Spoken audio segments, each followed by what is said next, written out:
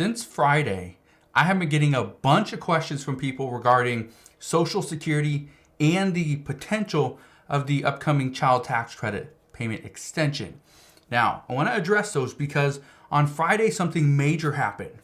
On Friday, we learned that Senator Kyrsten Sinema, who originally was a Democrat, she switched and she is now an independent. She's not going to caucus with Republicans, but at the same time, she's an independent. Now, does this change Social Security and the expanded child tax credit payments moving forward? The answer is yes and no. First, here's what I can tell you. The problem with Senator Kyrsten Sinema switching from a Democrat to an independent doesn't really change anything. And the reason why is because in the future, in January, Democrats aren't going to control the House. That's the problem. It's not the amount of senators that they have in the Senate. It's the amount of lawmakers Democrats have in the House because they don't have the majority. That creates an issue because now Democrats don't have the power to pass something in the House and in the Senate, which both have to be done before it gets sent to President Biden's desk. That's the problem.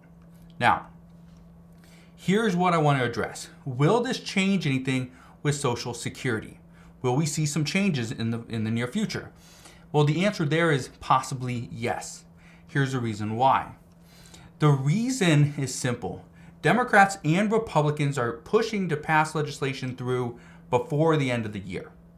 So we really have a week.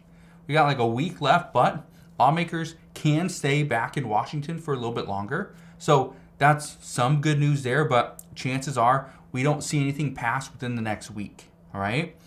Republicans know they have more power in 2023, which according to experts and according to many Republicans, why push something through now when they can wait, hold off just 3 weeks, 4 weeks, and then when they come back to Washington in January in 2023, they're going to have a little bit more say-so. So that's kind of what they're expecting. Now, at this point, though, this is where discussions get very tricky, and I said this probably Wednesday or Thursday of this past week, is that what we are going to see is we're going to see discussions regarding Social Security, the child tax credit payments, corporate tax cuts. We're going to see all that. And here's what they are talking about at this point, is increasing the Social Security full retirement age from 67 up to 70. Now, in exchange for doing that, Democrats could see the child tax credit payment come back, which a lot of people are wanting. Here's the problem. What we are hearing is that lawmakers don't just want to cut something for Social Security recipients or potential recipients in exchange for children, even though they feel that both are priorities. They're going to have to choose one or the other. And that's where Republicans are saying, well, you got to pick because you can't get both. Now, here's where they are thinking, maybe we can get both. If Democrats give Republicans the corporate tax cuts that they're looking for, and they try to scale back their asks, for example, instead of increasing and doing exactly what Republicans want, of increasing the full retirement age from 67 up to 70, maybe they are considering going to age 68 or 69 or something in along that range, right? And the reason for that is because that's going to cost less money, exactly what Republicans are wanting, but at the same time, Democrats are giving in a little to Republicans, but at the same time, they're asking for something in return. Now you're probably thinking, well, if you are 66 years old, 65 years old, and you're thinking about collecting Social Security, well, this might entice you one way or the other. But here's what I can tell you. According to reports, Democrats have set a hard line of no corporate tax cuts unless there are tax cuts for working families. They're also, and this is another thing, because again, Republicans, are likely just to hold off on anything right now because many have said Democrats, they accept and they understand how important these corporate tax cuts are because they will benefit the economy. And so many Republicans think if we just push the bill out there, Democrats are going to vote for it. So we're going to see what happens there. I don't think we see corporate tax cuts without anything else, without something coming back for Democrats. I just don't think it's going to happen. I think President Biden has had so much bad stuff go on in the past really 3 months. I have a feeling if he were to do this, that would slam the door shut for anything for him in the future, but also it would hurt all Democrats moving forward in the next, especially the presidential election. Now, according to experts, both Republicans and Democrats will keep the child tax credit high on their priorities list all through 2023.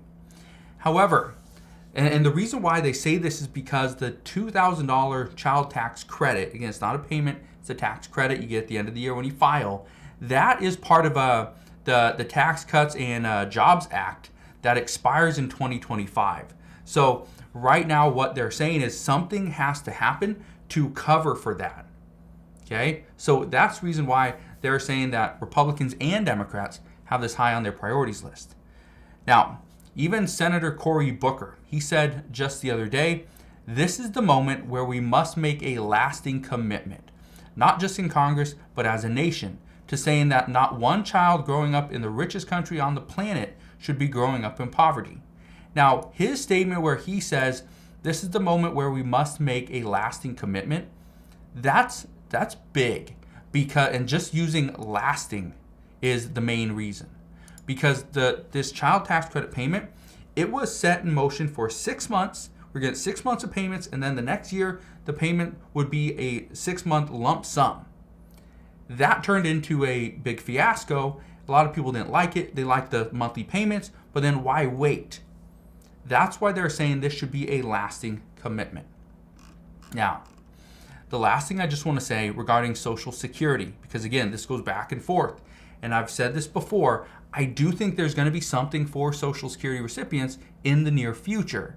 I don't know exactly when, I don't know what it's going to look like, but based off of all the research that I've done, all the statements made by lawmakers, and by President Biden himself, kind of what we're seeing right now, the writing on the wall is going to be that Social Security will likely see a cut, okay? It will likely be, we'll see the increase of age, the full retirement age go up, which is going to prolong Social Security. It will not become insolvent so early. But at the same time, in order to do that, what we are hearing is that Republicans are going to have to give in some way so that more money can come into Social Security. So Democrats are considering raising the minimum, the full retirement age from 67 up to age potentially 68, 69. I don't think they're going to go to age 70. But in doing so, Republicans have to give back in some way so that more can be given to Social Security Administration. And again, that could be part of the talks regarding the government funding bill. Again, because we haven't seen that passed, right? And that has to be done before December 16th as well. So again, we got a lot of stuff going on right now, but as soon as I got more information as to what's really happening and what you can expect in the near future, I will bring you those updates as soon as possible. So again, thank you guys for watching. Have a wonderful rest of your day. Consider subscribing, and I'll see you guys on the next one.